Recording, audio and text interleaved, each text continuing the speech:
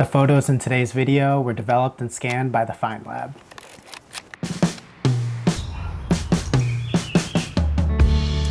In this week's video, I wanted to challenge myself to shoot some film in midday light. It's springtime here in New England, the cherry trees are blossoming, and I figured it would be the perfect opportunity to try to kick my Portra 800 addiction.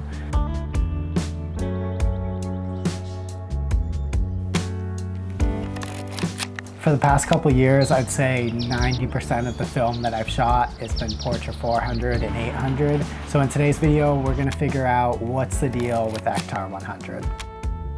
So I promise that this video isn't gonna be just pictures of flowers the entire time. I actually ended up getting what I think is a pretty good comparison side by side of Portra 400 and Ektar 100 that I think is really interesting.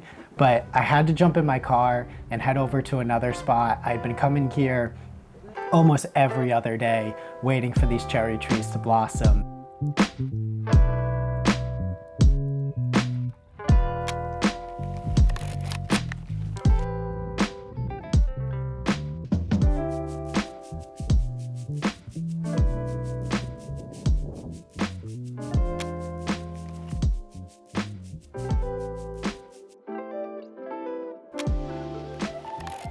All right, back to our regularly scheduled program. It's probably enough cherry blossoms for one day.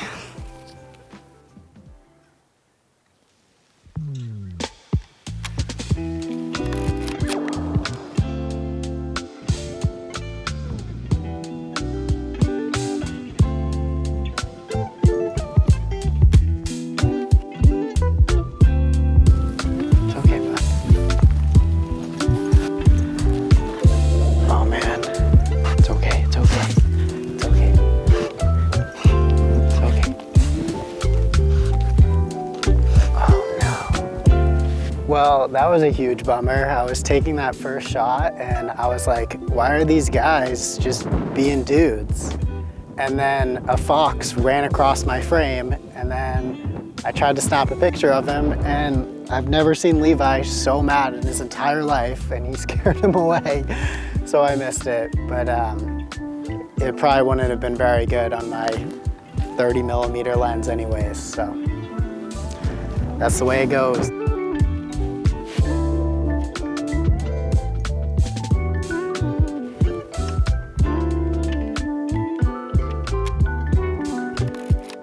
All right, let's talk about this film stock.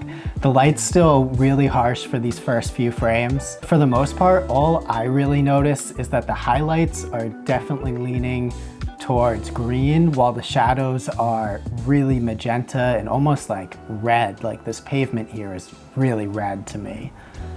I have no idea if that's typical of Ektar 100. I kind of, on purpose, didn't read much about it or watch other videos about it because I wanted to get these scans back and have somewhat of just a reaction to what they look like and put it in my own words. So that's what I noticed from these scans. It might not be consistent with other people. I definitely don't love these photos, but it's not entirely Ektar's fault. Of course, the grain is really fine, which is a plus, but I'm also shooting 6x7 negatives, and I'm never really in a situation where I feel like something's too grainy with that size of a negative.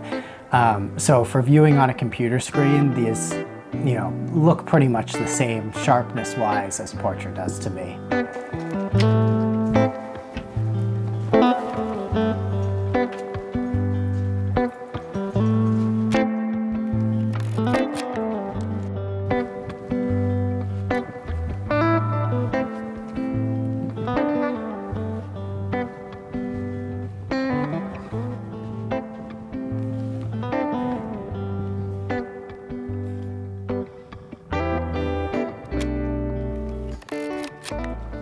All right, so I just left this spot and came back like 30 minutes later, pulled in, this awesome car was there. So I ran over, snapped a shot, and then it was the last shot of the roll. So I quickly put in a roll of Portra 400 so that hopefully there might be some kind of comparison to see between the two of them.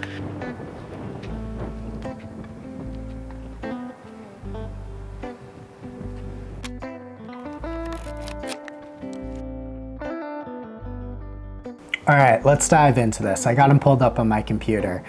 Ektar is on the left, Portra is on the right.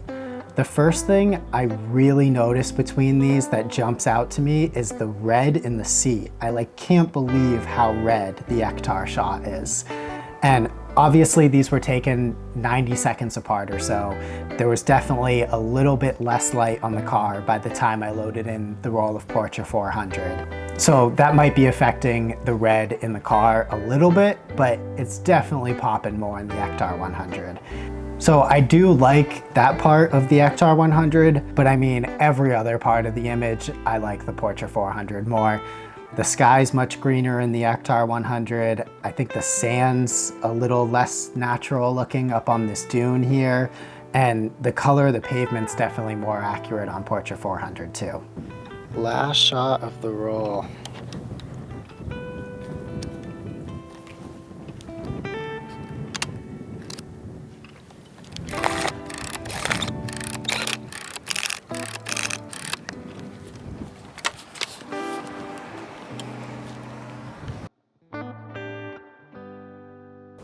All right, and then a lot of the same thing going on here. Ektar's on the left again, Portra's on the right. At first, I really loved the green in the grass on the Ektar, but now that I've been living with these files for a couple days and looking at them, it almost seems like a little too oversaturated for me.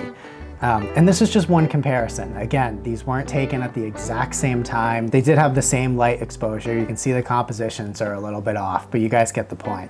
The one thing in these that I felt like is worth pointing out is on the right side of this house, on the wall where the golden light's hitting, the Ektar is almost blue when you look back and forth at them, which I thought was really interesting because I've always kind of thought that Ektar was a warmer film stock than Portra is.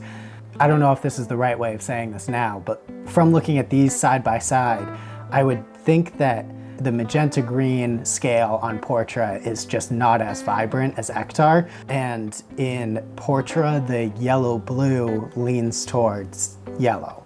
And maybe that's why I've previously thought that Ektar was warmer. But to me, it kind of just looks more vibrant in a different color palette. I don't know how they make film. I don't know what I'm talking about. I just like the colors of Portra more, and I'm actually really surprised that I do because I like vibrant colors, which means that a lot of the time I'm adding some vibrancy to my Portra 400 in Lightroom. For me, when I like to edit film scans, I like to start with a pretty neutral scan, and then I can build in the color so that it looks the way I want it to look. I'm no film purist. I know that that's not some people are up in arms about that kind of stuff, but I like to edit my film scans on a computer. And it's just like what I have access to right now. I don't have a darkroom or anything like that, so this hybrid process is the way that I like to do things.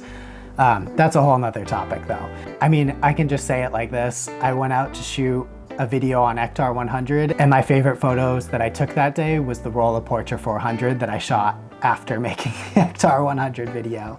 And I did go back down, snap a few shots of that fox, which wouldn't have been possible if I only had Ektar 100 because my shutter speed would have been too slow and I would have not been able to get the fox still. So I guess that's another reason to use Portra 400 and 800. I don't really mind too much. I kind of like going out and shooting with my tripod. But if you don't, then that's probably a huge reason on why you don't use Ektar 100.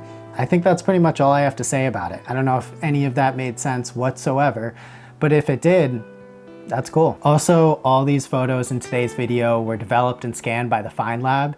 If you guys want to try them out, I have a discount code right now, RVT, for 10% off your first order. Thanks so much for watching, guys. I'll catch you in the next one.